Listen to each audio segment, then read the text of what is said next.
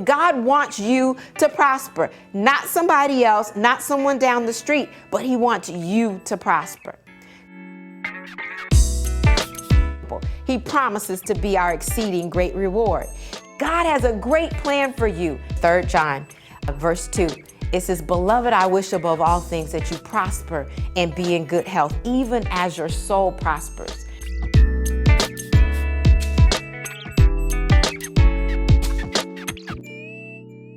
Well, hello again. I'm Dr. Chonta Haynes with Heart Truth Ministries, and it truly is my pleasure to bring you some words of encouragement for this week. Let's bow as we begin. Most gracious and heavenly Father God, we do thank you. We bless, we honor you for everything that you have done. Lord, you have been so good to each and every one of us, and no matter where we find ourselves today, we still have to recognize that you are our source, you are our strength, you are our shield, you are our everything. And so, Lord, we come before you today asking that you speak to each and every one of our hearts, that you give us a brighter future to move forward into, and that we thank you, God, for what you've already done. We'll continue to bless you, we'll continue to honor you, and we ask for all these blessings in Jesus' wonderful name. We do pray and give you thanks. Amen. Well, again, I'm Dr. Chonta Haynes, and today's word, forget not his benefits. Forget not his benefits. I'm going to Deuteronomy chapter number 6, and I'm going to read verses 10 through 12 today. And the Bible says, "When the Lord your God brings you into the land he swore to your fathers, Abraham, Isaac, and Jacob, that he would give you, a land with large and beautiful cities that you did not build, houses full of every good thing that you did not fill them with, wells dug that you did not dig, and vineyards and olive groves that you did not plant. And when you eat and are satisfied, be careful not to forget the Lord who brought you out of the land of Egypt, out of the place of slavery." Verses 10 through 12.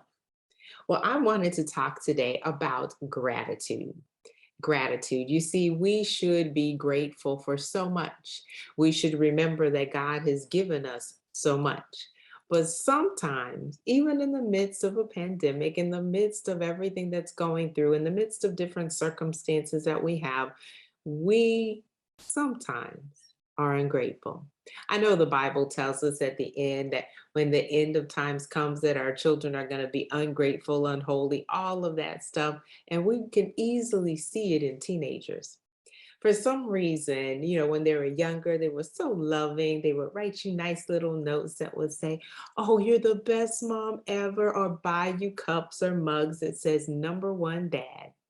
And they loved you. They loved going to the sporting events with you. They loved you reading to them. They loved hanging around you. But then they reach those teenage years and something happens. They switch on you. All of a sudden it's, "Oh, but Johnny's mom let them do," and "Oh, but Sue gets to do this and such." And now, "Oh, you're the worst mom ever. You're ruining my life."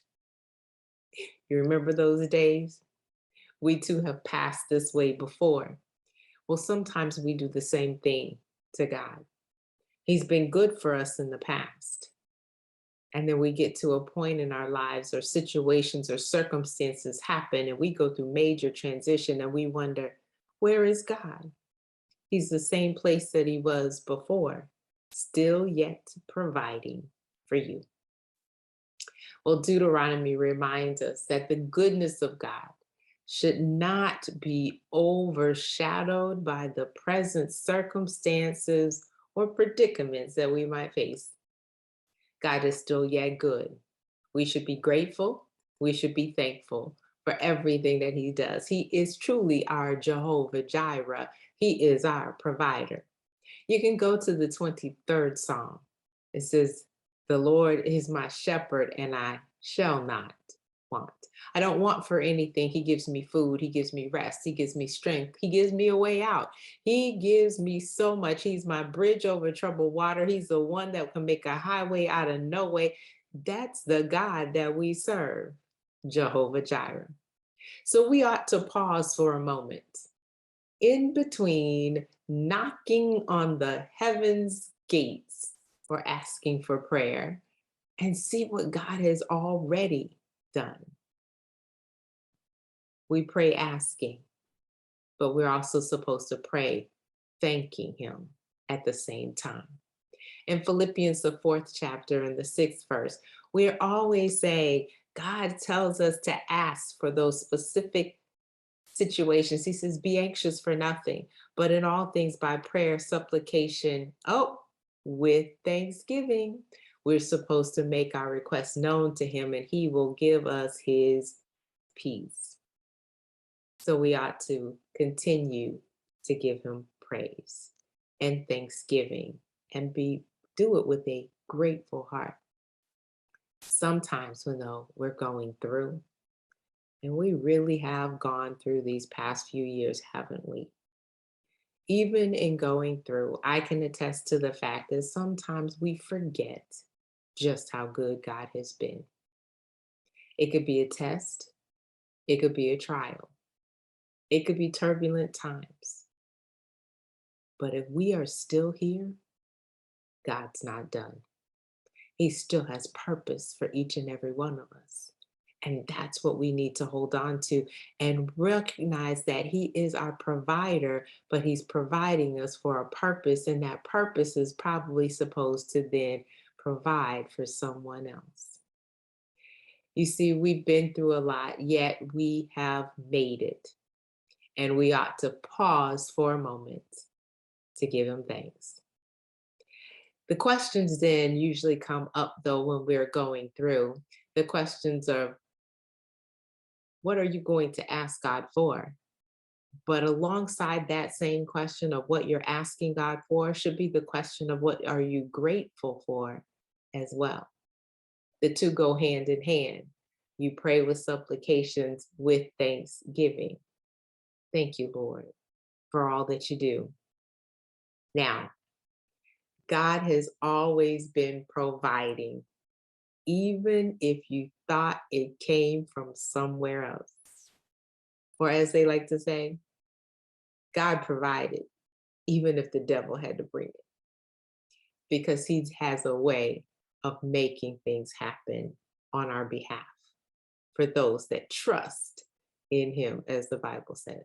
So let's just take a quick look back at a few people from Genesis to Revelation that God has provided for, just to remind us that He truly is our source. He truly is Jehovah Jireh. And the first one that came to mind was Abraham. Oh, He'll put a ram in the bush for you, won't He? Even when you don't know how He's going to do it, because the how is not important, the what is that He did do it. He provides that ram in the bush in Genesis 22:8. But then think about Joseph, between the jealousies as well as going to prison. And next thing you know, he's in the palace. Won't He put a table before you in the presence of your enemies? He'll anoint your head with oil too, in the presence of your brothers, as David. But what about Moses? Moses can testify today and say, well, He gave me Aaron and Hur. He gives me support. And I'm sure there's support that you have that has been there through thick and thin, through all of this. That support we ought to be grateful for. Those friendships we ought to be grateful for. Or any Abishai, someone who will come along and fight with you, your ride or die. That's the one that we ought to be thanking God also for. We're grateful that in the wilderness, He will give us manna from heaven. We don't even know what to call it, but it's sustenance for our souls and for our bodies. Or Elijah being fed by ravens, or a widow, it didn't matter. He received food. See, God does provide grace for this space. Whatever space you're in right now, whatever you're going through, God gives us grace to be able to make it. And as He's giving us this grace to make it, it reminds me of Jeremiah chapter number 33. It's the promise of restoration. No matter what it looks like, God says, I've got you and I've got you covered. But even when we go through that, we have to recognize that Jesus was provided for us as well. The purification for sins is what he provided. Salvation for anyone who calls upon his name. But then we also have the Holy Spirit, because he said he has to go so that he will send us another comforter. So our Holy Spirit is our comforter, but he's also our counselor. He's our advocate. He's our standby. He's our guardian. He can speak for us when we don't even know what to say ourselves. God, Jehovah Jireh, he gives us peace in the midst of a storm, even if he doesn't calm it. He gives us health. Ask the woman with the issue of blood, or any leper that was identified in the Old Testament, or anyone today that has been healed by him, that he will give you health. He'll also give you joy just in having relationship with him. He is truly our Jehovah Jireh. He says, if you call upon my name, you'll find strength. There is joy in the midst of it, because truly he is the lover of our souls. And I'm going to end with this one today, because I hope that by this time you're already looking back over your life and thinking back about all the things you've been through and all the things you prayed through, and you had him on your side. And that's good enough to say, God, I thank you. God, I bless you, because you have been so good. But First Timothy chapter number 6, verse 17 says, God, who richly provides us with everything, leaving nothing out, for our enjoyment. That's the God that we serve. Today, think about Jehovah Jireh and bless him. Let's bow. Most gracious and heavenly Father, God, you are Jehovah Jireh. You are our everything, and you provide everything, our true source. Everything else is but a resource. But God, you are the source of our strength. You are the source of our joy. You are the source of our peace. You are the source of our health. You are the source of our encouragement. You are the ultimate source of our salvation. And for that, God, we do bless you. Thank you for always hearing and answering our prayers. We're confident in knowing that if you hear us, we have the petitions in which we've asked. Thank you for calming all of our fears. You told us to be anxious for nothing, but in everything, by prayer and supplication with thanksgiving, to make our requests known unto you, and you will give us your peace. You are the source of our wisdom. You said that we should ask you, and you would give it to us liberally. You're the one that strategizes and gives us the supernatural strategies of what we need to do in business, in relationships, in our families, even in our finances. Thank you, Lord, for you are truly Jehovah Jireh. You are our provider. When we need a ram in the bush, you provided. When we needed a highway in the middle of a sea, you provided. God, you have always been there to make the bitter water sweet. And just a crumb from your table is more than sufficient. Thank you, Lord, for the demonstrated love that you have shown to us. Thank you, Lord. We are grateful for all that you bring. We are grateful for every morning that we get to see and every sky that we get to see. We're grateful for every single evening, Lord, as we lay down and rest, when we can say, we've done all that we could. And you said, the unshakable trust allows us to stand. And we can be persistent in prayer. And we can also be asleep knowing that you hold our future in your hands. Thank you, Lord, for all that you have done. You are truly our provider. We ask all these blessings, and we give you thanks and praise. In the mighty, wonderful, matchless name of Jesus, we do pray. Amen. Well, God bless each and every one of you, no matter where you are. I'm Dr. Chonta Haynes, and it truly is my pleasure to serve you at Heart Truth Ministries. My prayer for you today is that you would remember who God is. Don't forget his benefits. Look back over your life and recognize just how good God has been and give him glory, honor, and praise today. So no matter what's going on, he can still fix it, and he will in his time. Have an absolutely fantastic day. I'm Dr. Chonta Haynes. Well, fam, thanks so much for listening and watching, and most of all for sharing. I thank you for subscribing to this channel and being blessed by it, because sometimes, no, all the time, the word truly is a blessing. So be encouraged this week as you continue to go forth. And don't forget, share it with someone else and make sure you subscribe so that you get the notification of the next time this message is coming out. Have a fantastic rest of your day.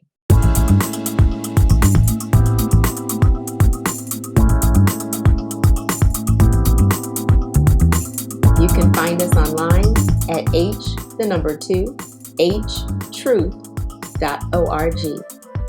At Heart Truth Ministries, we're helping believers live an abundant life based on God's Word, standing on His promises, walking out His principles, sharing with God's people, serving as unto the Lord.